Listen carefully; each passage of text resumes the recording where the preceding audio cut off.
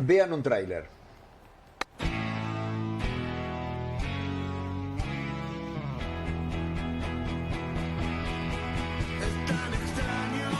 El básquet para la sociedad uruguaya, sin ninguna duda, es el segundo deporte en popularidad. Yo creo que la pasión por el básquet en el país es muy grande. Tiene la ventaja de que es el segundo deporte en popularidad en Uruguay. Muy lejos del fútbol, nunca va a llegar a ese lugar. Pero tiene una identificación muy fuerte con lo que es el barrio y la esencia del barrio.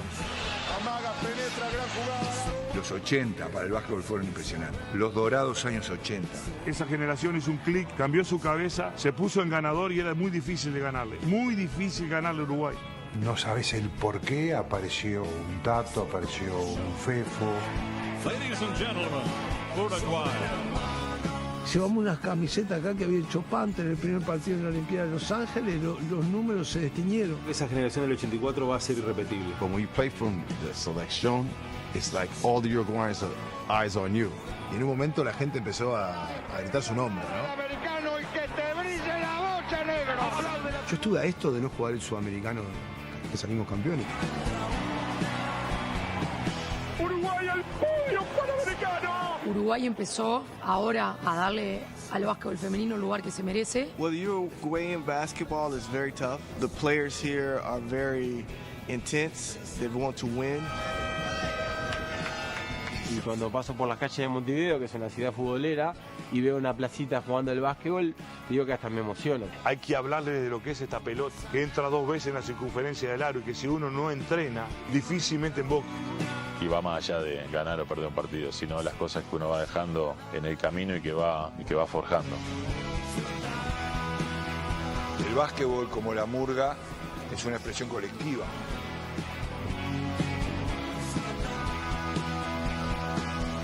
Terminaba la práctica, era 1 hora y media mínimo de quedarte en la cantina. Podrás no verte por un rato, pero cuando te juntás es como si hubieras estado ayer. El básquetbol es mi vida.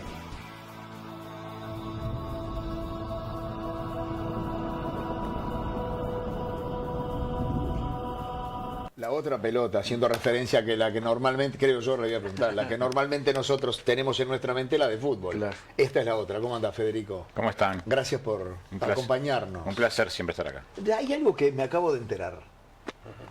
¿Es verdad que una pelota entra 2 veces en el aro? En la circunferencia era. Sí. Sí. O sea, ¿pueden entrar 2 pelotas a la vez? Bueno, tendría que traer un técnico, un físico, matemático. No pero está dicho ahí por el gran Fefo Ruiz, sí, que si hay un tirador en el básquetbol uruguayo que debe saber, es él. Así que fue uno de los mayores, ¿no? De los más grandes. No importa, después vamos a averiguar eso. Yo creo que no. Creo que no, porque debiera ser así el aro. Bueno, capaz que es. Bambi, ¿vos qué sabés de eso? Capaz que quiso decir el radio, ¿no? El diámetro. Entra 2 veces. ¿no? Habría que ver el diámetro, ¿no? Los 2 diámetros sumados con la circunferencia. Sí. Claro. Bueno, ¿cómo se te ocurrió esto, Fede? Bueno, es un trabajo de muchos años de intentar a través de... Por lo pronto, podría decirte que es un poco curiosidad, es un poco también inquietud, esa beta periodística heredada de mi padre, ¿no? Y algunas otras cosas. Contale a la gente que era tu padre. Periodista de la vieja guardia de periodistas del Diario País, de la redacción, ¿no? Con las máquinas a escribir y los partes policiales. Los cigarros quemando. Quemando mesas. Con la mesa de redacción tirando las sábanas y los titulares y sacando, ¿no? Y bueno, ahí yo me crié como otros tantos que estuvieron ahí, vi a grandes periodistas, ¿no? En esa redacción. Y bueno, la investigación y el periodismo están en mí, siempre estuvieron en mí. Claro. Quería identificar las grandes pasiones del pueblo uruguayo. Y también entendí o sentí en algún momento que hay un gran vacío, había un gran vacío audiovisual, ¿no? Nuestro país tiene esa problemática de lo que tiene que ver con el cine, el archivo fílmico, el audiovisual. En general, ¿no? En general, es una gran falencia acá en nuestro país. Me ha pasado en todos los proyectos, ¿no? Cada vez que voy a buscar archivo fílmico a un canal, me pasó con Jorge Valle. Estaba haciendo, lo primero que me venía a la cabeza es, quiero poner la conferencia de prensa, la cadena nacional de televisión cuando el doctor Valle sale llorando en la crisis. No está. No estaba en ningún lado. Pero ¿cómo que no está en ningún lado? No. El presidente salga en una cadena nacional de televisión pidiéndole a los uruguayos. Después, si querés, cuando se apague la luz, te explico por qué. Sí, me imagino, pero le voy a explicar a los espectadores. Los canales antes con los cassettes, los Betacam, los canales, los pasaban por arriba. Claro, no sé por qué, ¿no? Y por la plata, por lo que costaban. Obvio. Para no gastar cassettes. Para no gastar plata. Perdón la expresión. Para no gastar y plata. borraban materiales increíbles como ese y otros tantos. No hay una cultura que hoy pagarían millones de casetes. Claro. Una imagen de esa pagaría millones de Cuando casetes. murió Alfredo Citarrosa no encontraban imágenes para poner. No. Una vergüenza. Imágenes del golpe de Estado. Una vergüenza. Y hay casi nada. Por eso, fue tremendo.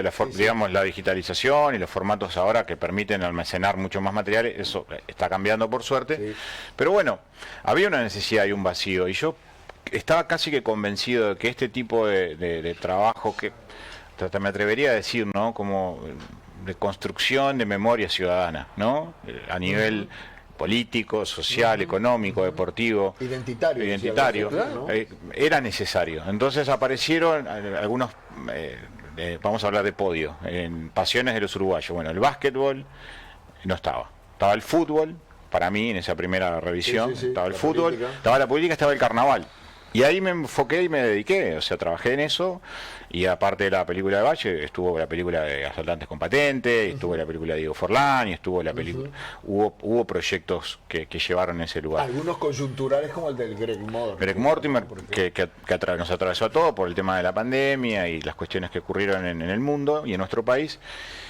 Cuando finalicé ese proceso sentí que había sido injusto con el básquetbol.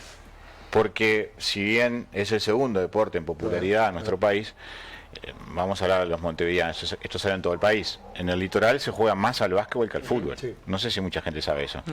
Hay más canchas de básquetbol que de fútbol, hay 20 equipos de básquetbol en Paysandú, en Salto, en Soriano, frente a lo que es el litoral argentino, y hay muchos más niños en las escuelas y en las plazas jugando al básquet. Esos son los deportes que se juegan ahí, ¿no?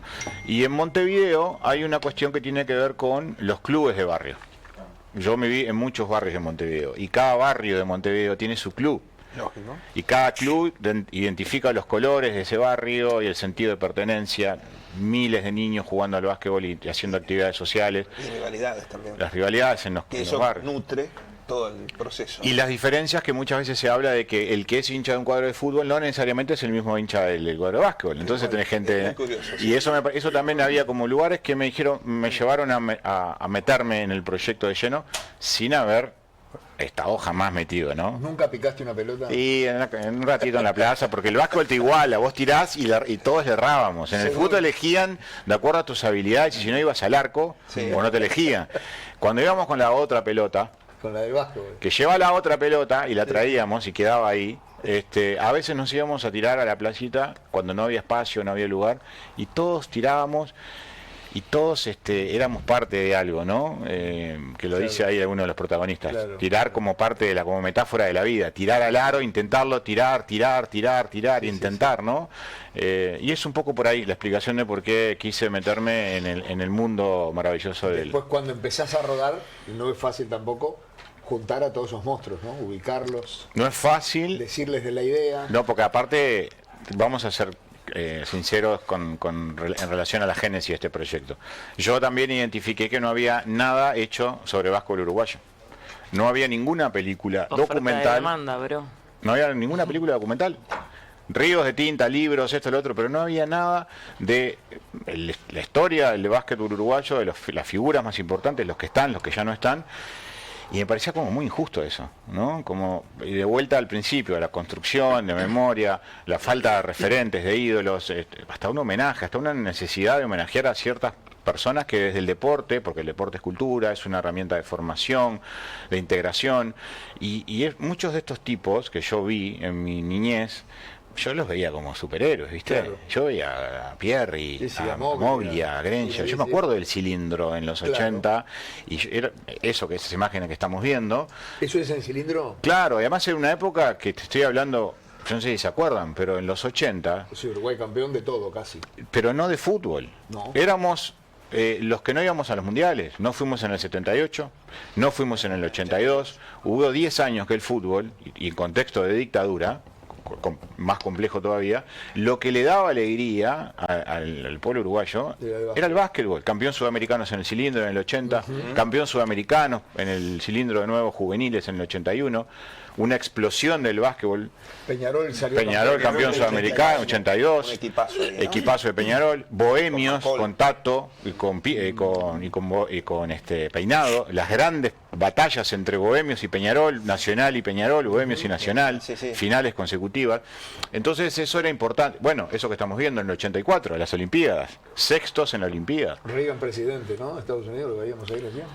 Y eso es, claro, Reagan, presidente de Estados Unidos. Y bueno, eso es un poco, digamos, el hilo conductor de la película, ¿no? El otro deporte en popularidad de nuestro país, pero con un arraigo a nivel barrial y popular, y con una decena de miles de gurises todos los años que se forman adentro de los clubes, independientemente de los resultados finales de ese proceso, porque no salen de ahí todos jugadores de básquetbol, se forman como personas, como ciudadanos, como amigos, como familias. No, es una escuela espectacular. Yo tuve la suerte, mira, veo estas escenas y me emociona, yo tuve la suerte de jugar con algunos de esos cracks y contra de esos cracks algunos, jugando en el viejo y querido Sporting.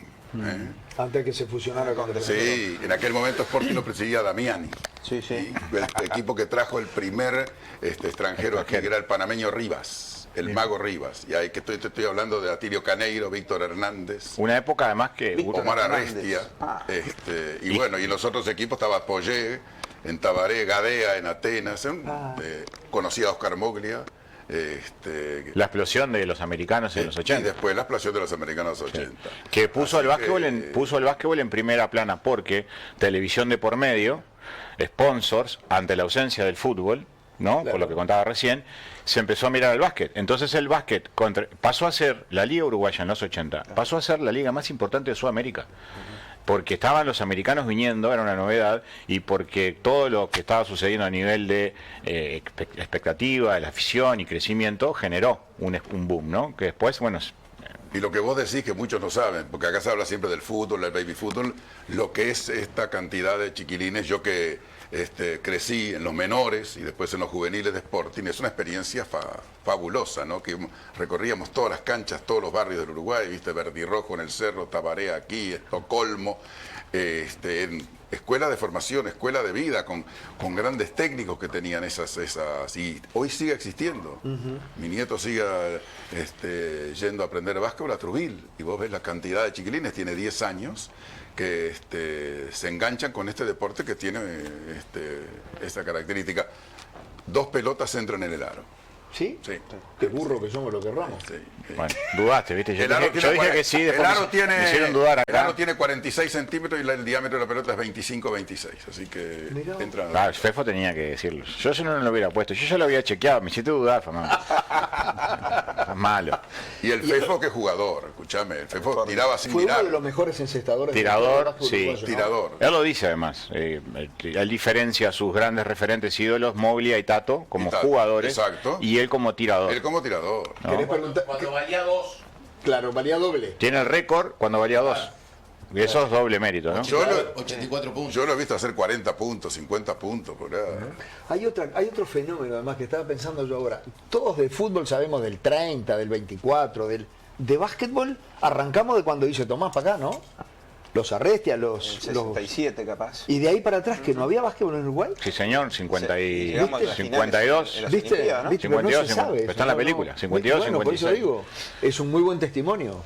Sí, además un rescate, como hablábamos al principio, rescate histórico de un archivo que el otro día, el miércoles, sorprendió a casi los 1.800 invitados que fueron al Auditorio Nacional del Sodre, a la Van Premier, porque vieron imágenes que no se habían visto increíble. De esa época, ¿no? Estamos hablando de 2 medallas olímpicas, para que tomemos un poco de dimensión. Sí, claro. Uruguay no Los va... campeonatos del mundo, ¿no? Claro. Uruguay no va a las Olimpiadas desde hace 40 años. ¿No? Entonces, también hay un bloque muy específico que habla sobre eso, ¿no? Una autocrítica, una reflexión sobre la realidad del básquetbol y el deporte. ¿Dónde se va a poder ver la película? Está desde ayer en todas las salas de Grupo Cine, en Montevideo. Mirá, qué bueno. En el shopping de Punta Carretas, en el Nuevo Centro, en las salas del centro, en ¿Cuánto Ejido. dura? Dura 1 hora y media. Es un largometraje. lo que la mayoría de la película. Fede, ¿cuánto tiempo te llevó a hacerlo? Esta película se filmó casi que en paralelo con mi anterior proyecto, Jorge Valle, en el cielo del infierno. Pero bueno, de alguna manera a veces es peligroso hacer eso, ¿no? ¿Cómo se hace? Yo te iba a preguntar, ¿cómo se hace? Porque se supone que uno tiene en la cabeza un proyecto que lo va desgranando. Y es como tiene dos proyectos y bien distintos, ¿no? Mira si se te encaja un doble en la película de Valle. Bueno, y además en este caso es el mismo equipo, porque el director podría ser el mismo, pero el equipo capaz que conviene que sea distinto. El mismo equipo de producción, mismo equipo de rodaje, salvo algunas fichas claves. La edición debe ser complicada. El montaje, ¿no? Pero se filmó, sí, todos los procesos son complicados, pero hay una gimnasia desde Medio Films y todo el equipo para poder tener la capacidad de comenzar proyectos y arrancarlos en paralelo, y determinadas instancias unos necesitan más tiempo y más dedicación. Bueno, sacamos el gorro de uno, nos ponemos el otro, y hacemos que funcionen y avancen. ¿Terminaron Valle? ¿Terminaron la otra pelota? ¿En qué están? Si es que se puede. Sí, cómo no se va a poder. Estamos estrenando en el mes de noviembre Emoción a cielo abierto, que son los 80 años del Teatro de Verano, que se cumplieron el año pasado, ¿no? Y que de alguna manera pretenden mostrar en retrospectiva no únicamente una revisión musical ni del carnaval tampoco, porque es una boca abierta de la cultura de la ciudad, mirando la ciudad de Montevideo, donde ha pasado desde la lírica hasta pasando por el templo del rock, como lo dicen muchos, el tropical, el carnaval, pero la película atraviesa, digamos, los cuatro, desde el punto de vista argumental, narrativo, las cuatro grandes reformas que sufrió el Teatro de Verano, ¿no? Desde la cúpula que se instaló, que salió de la exposición que se hacía en el cilindro, hasta las otras tres reformas arquitectónicas, hasta la última, y a partir de esa narrativa o visión más amplia de lo que es el espacio, empezamos a insertar las historias de lo que pasó allá adentro durante tantos años. En noviembre dijiste. Noviembre, y vamos a transformar, así como lo hicimos con el Sodre, con la van premier de la otra pelota, vamos a transformar el Teatro de Verano en un gran cine al aire libre con 5.000 personas. Cuando la estrenen. Cuando la estrenemos. Bien, como la locura permite hacer dos, seguramente tenés algo más en la manga. Sí, tenemos una más. La solicitud de asilo del expresidente Alan García a la Embajada de Uruguay, es un temazo ese. Previo a la negativa y después arresto y suicidio del expresidente Alan García, que generó un conflicto, un enfrentamiento diplomático entre los dos países, y que además tiene un antecedente que no se había dado, que Uruguay, en el gobierno del doctor Tabaré Vázquez, niega el asilo, ¿no? Después de una semana de discusiones. Porque entiende que no es un pedido de asilo político. Exacto. Sino que termina siendo... Que es horrible decirlo, ¿no? Pero como un delincuente común, o como un delito común, pero ¿no? Gran tema, porque hay una cultura de asilo en Uruguay, claro. Exactamente. Que tenemos un gran respeto internacional por eso, entonces viene muy bien estos temas, ¿no? Claro. Digo. Qué complicado, Federico. Lindo. No, sí, lindo, pero tenés que pisar con pies de plomo, ¿no? Bueno, hay por la complejidad del tema, por la seriedad. Es que hay una razón. Porque sigue habiendo relaciones entre Uruguay y Perú. Lo que sucede es que es una continuidad de un proyecto ya realizado hace 6 años atrás, que se llama Rehenes, que fue la toma de la embajada de Japón en Lima. Qué tema. Bocalandro. Claro, estaba Tabaré Bocalandro, embajador de Uruguay. No sé si recuerdan, el año 96, 400 rehenes.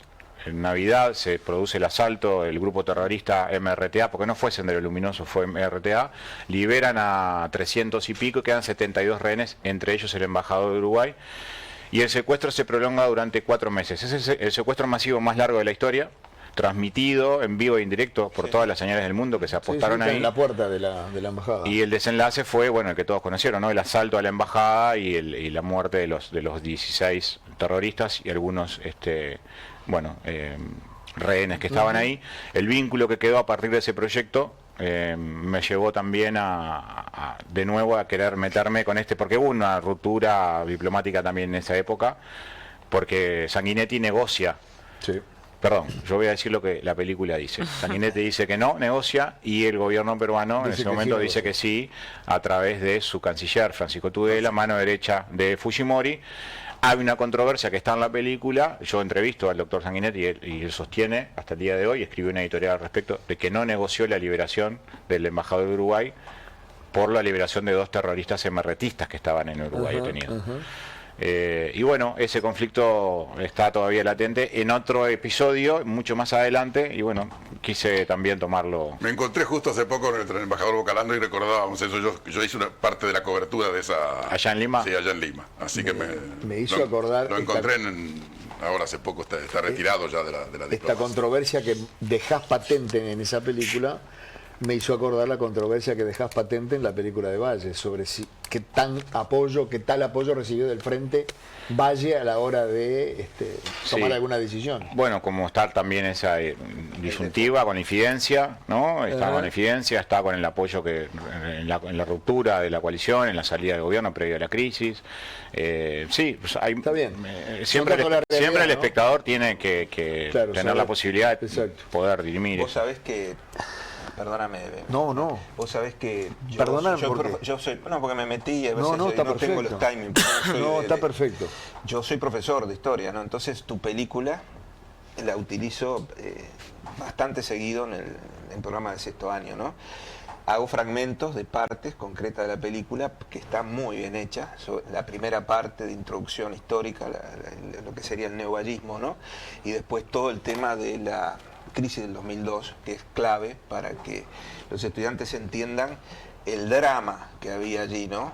Y que vean, por otro lado, que un presidente, más allá del error o el acierto, el sufrimiento interno en una visión concreta de salida de una crisis brutal, ¿no? Y eso te agradezco en definitiva que hayas hecho ese trabajo porque ayuda, colabora.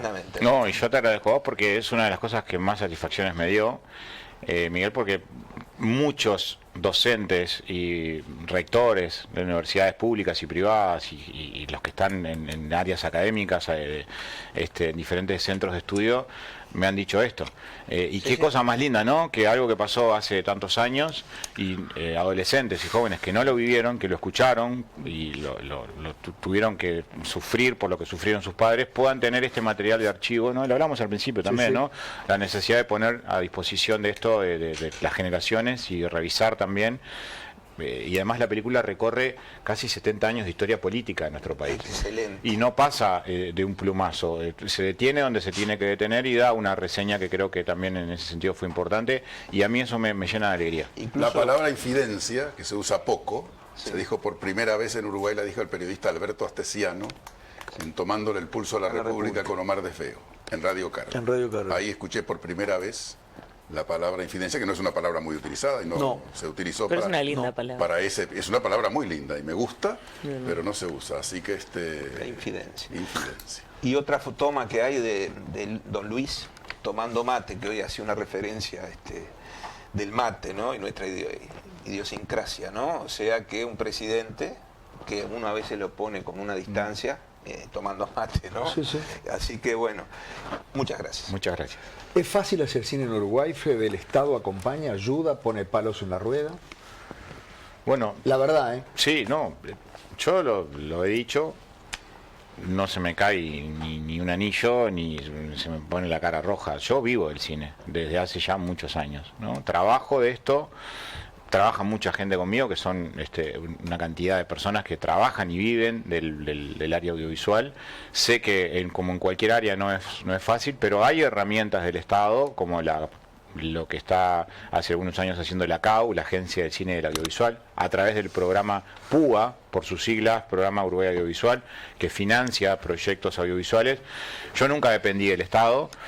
Yo creo siempre que hay que tratar de buscar un equilibrio, entonces los proyectos audiovisuales que yo desarrollo, primero invierto yo, ¿no? Como digamos, primer paso, ¿no? Me parece fundamental creer en el proyecto, tratar de tener la posibilidad de que tu equipo también crea y te acompañe en esa aventura, y después buscar un equilibrio entre el sector público y el sector privado, ¿no? Porque si hay alguna coyuntura, ahora hay un problema, ¿no?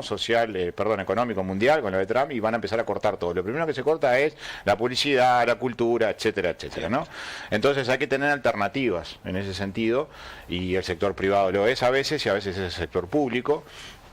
Y bueno, yo creo que sí, hay mucha gente que vive de esto, desde el cine, de la publicidad, de los contenidos audiovisuales. Las universidades privadas la ORT, la UM, la UDE y algunas otras, están reformando sus carreras porque no les dan abasto la cantidad de chiquilines que se están inscribiendo para las carreras de licenciado en comunicación, en audiovisual, en un montón de aspectos. Se está se está volcando al mercado una cantidad de gurises muy preparados, como nunca antes. Antes, viste, te decían, vas a estudiar cine, voy a estudiar cine, papá. No, te vas a morir. Hoy es como algo que está... Hoy es una carrera más. Es una carrera más. La ORT, que ahora yo estoy dando clases justamente de video podcast, cambió, no es más de periodismo la carrera, es periodismo y creación de contenido. Claro. O sea, ya te meten la parte audiovisual, aunque hagas periodismo. Y además se amplió mucho más porque tenemos un montón de formatos nuevos que están hoy sobre la mesa y que están cambiando, y la velocidad de lo que está ocurriendo también necesita que haya un ayornamiento, ¿no? Desde las instituciones hacia lo que está pasando, y mucha gente se está volcando al mercado audiovisual, y hay muchos chicos jóvenes que están haciendo películas con celulares y con herramientas divinas. Han logrado cambiar también, creo yo, la mentalidad del uruguayo a la hora de sentarse a ver cine. Porque las primeras películas de los uruguayos, la gente iba con un papel y un lápiz para anotar los errores. ¿Sí? Pues decía, vos, mil casos conozco. Sí, bueno, y con el tiempo hemos ido naturalizando que hay buen cine uruguayo. Sí, claro. Por supuesto. Buen cine uruguayo. Sí, en lo personal, a mí me gusta implementar en mis proyectos audiovisuales, los que tengo la oportunidad de dirigir en el área documental, ciertos elementos quizás que incorporo de la ficción, ¿no? Ficcionar alguna cosa, como Greg Mortimer, ¿no? Greg Mortimer se ficciona lo que estaba viviendo a bordo la tripulación y los pasajeros, porque era imposible tener ese material. Entonces vamos a animarnos a ficcionar, claro. Intentar tener la atención del espectador, la musicalidad. Por ejemplo, La Otra Pelota, la música es de Taylor's Problems, ¿no? Ahí conectás directamente con otro público a través de la música, de la banda sonora de la película, claro. Y además se los invita a componer desde la tímbrica de esa canción todo el resto de la banda sonora.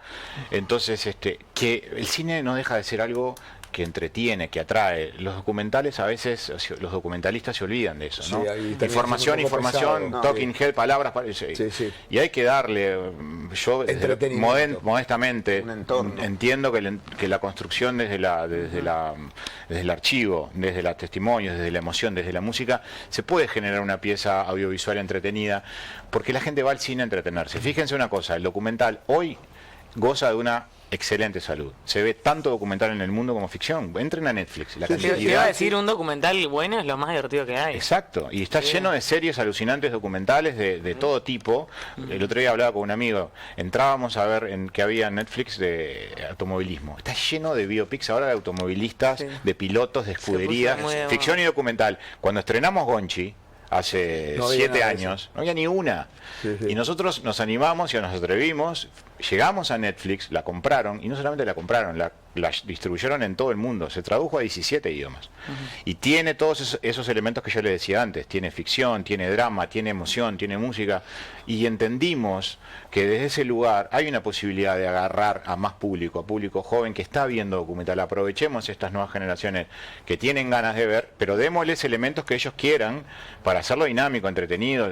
Contribuyamos en ese sentido. Claro. ¿no? ¿Se podrá ver La Otra Pelota en Netflix?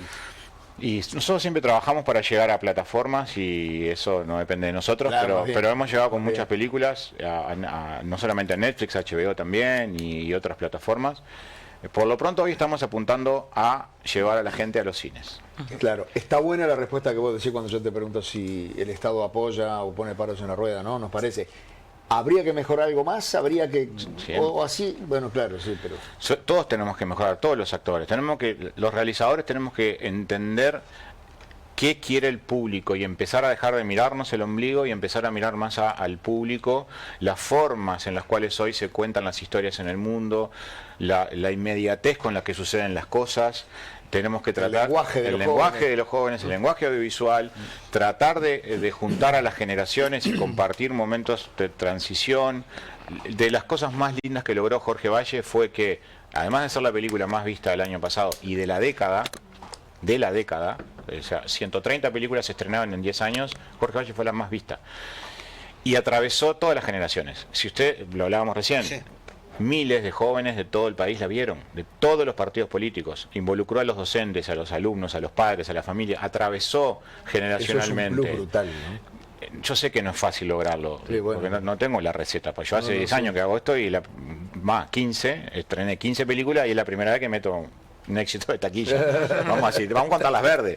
Yo vengo hace 14 años, esta espalda que ustedes ven, es de remar y de llegar a las salas así. Siempre se trabaja para algo, no necesariamente, y también en el trabajo vos vas aprendiendo en el método cómo mejorar para que no pase entonces estamos en ese proceso. Y eso es cuando lográs eso, los grandes éxitos de taquilla en el mundo se explican cuando vos llegás al gran público. ¿No? Cuando llegás al gran público y podés tener esa suerte, la gente vuelve a las salas, la gente le gusta ir a las salas. Federico, conocí a tu padre, un personaje de la crónica policial. Sí, señor. De una crónica policial que hoy no existe más. Para nada. Yo trabajaba en El Día en aquel momento, no hacía crónica policial, pero había otro cronista policial en El Día que se llamaba Filomeno, estamos hablando, y era otro periodismo. A las 2 de la mañana nos reuníamos, El Día, El País, los periodistas, en el bar, a charlar, En el bar, enfrente. charlar. ¿Cómo se llamaba? En el... ¿Cómo era el bar? El de la esquina, decís vos. Famoso ese. Tenuria.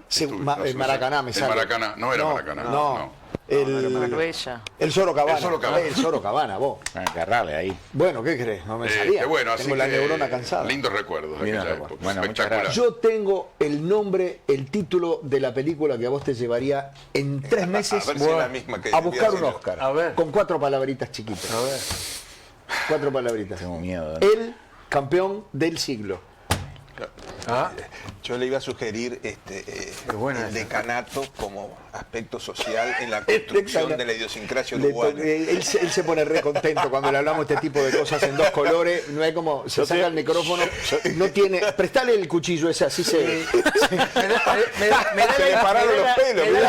la impresión que no le cayó simpático. Nada, yo lo conozco por eso. Otra película, ¿Qué? El Quiqueño. Está bueno, está peor, ahora sí dale el cuchillo este. Pero me sentaron en... ¿Estás rodeado? Estoy rodeado. ¿Te gusta el fútbol? Dale, Peñarol. Viva, sí, dale. Ya saben que siempre hay 5-1. El único es Bambino, que más o menos tira para otro cuadro, que es Liverpool. Pero los demás...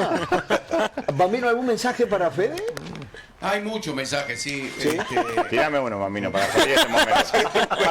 Para salir del paso. Porque se me va la vaina y no quiero decir más. Dice, bueno, acá por ejemplo que no pudieron, mira, dice, busca, lamentablemente en June no pudimos ver la película de Jorge Valle, me hubiera encantado. Soy Luz. Para Luz, te voy a contestar a Luz, Dale. Bambino. Dale. Luz y todos los que quieran ver la película de Valle, está liberada, amigos, la pueden ver, está en YouTube. Nosotros trabajamos para hacer cine para la gente. No podemos guardar una película en un cajón. Buena información. Está, porque no solamente está la de Jorge Valle, sino que está la de Greg Mortimer, La Fábula del Escorpión, la de Cordera, bueno, todas las películas que he hecho en los últimos años están liberadas. Vieron que las teles ahora vos ponés YouTube y tenés la posibilidad de verlo en la tele. Bueno, pongan YouTube en la tele y pongan Jorge Valle película y la pueden ver ahí en cualquier parte del país y del mundo. Recomendable. Muy buena noticia. Totalmente recomendable de verdad para los veteranos que, sabés que yo vi colegas que ya murieron y me sacudieron en el momento en el cine. Fue como, mirá, no me acordaba de este loco que murió hace como 15... Y mirá, ves un montón mirá, ahí tenés, mirá, el contador Vención. Mira, ahí la están pasando en YouTube directamente. Sí. Seguro, mirá que viene acá el editor. Bueno, tenemos un bar allá arriba que anda volando. Danilo Astori, ¿no? Dieguito, que es un fenómeno. Sí. Última entrevista, yo lo he dicho esto ya, la última entrevista antes del fallecimiento del contador Danilo Astori fue con nosotros para la película. Unas semanas antes. La voz bastante complicada. Atrás es Operti, ¿no? Atrás está Operti. El narrador. Él es el que lleva el hilo de la película. Gerardo Caetano. Ahí está uno de los que no están también. Eso es la fiebre aftosa. Carlos Steneri también. Esa es la época de la fiebre aftosa cuando se mataban a los animales. Rifle sanitario, ¿verdad? Sí, esto es uno de los puntos más importantes de la película porque conmueve mucho a quienes lo vivimos de cerca, ¿no? Sí. Que fue una tremenda crisis, ¿no? No llegó a ser como la pandemia, pero al Uruguay lo afectó. Bueno, mucho. ahí el televidente que escribió ya tiene el dato y los otros Ahí también. está, perfecto. Gabriel de 33 también elogia lo que es la entrevista y el tema de la película nueva. Así que muchas gracias a todos. Son varios. Arriba la producción audiovisual, dice el 504. Dice, me encanta. Arriba la producción. Felicitaciones, Federico. Después el 605 también va por el mismo tema. Así que todos son comentarios muy buenos respecto no solamente a esta película que estamos observando en pantalla de Jorge Valle, sino también a lo último, La otra pelota. Muy bien. Gracias, Fede, por haber venido. Un placer. Y no puedo decir nada de la ¿Podés? mesa carbonera que Sí, me tocó. podés, No, porque- sí. Esta es tu gran oportunidad. No, ¿para qué me acomodo? Voy a aprovechar que debe estar Flavio mirando, porque está buscando presidente. Entonces, Persman debe estar. Entrenador está buscando. Debe estar buscando entrenador. ¿A quién querés como ¿verdad? técnico? No, Está yo no voy a, libre- yo no voy, está libre, no voy a dar nombres. Está libre.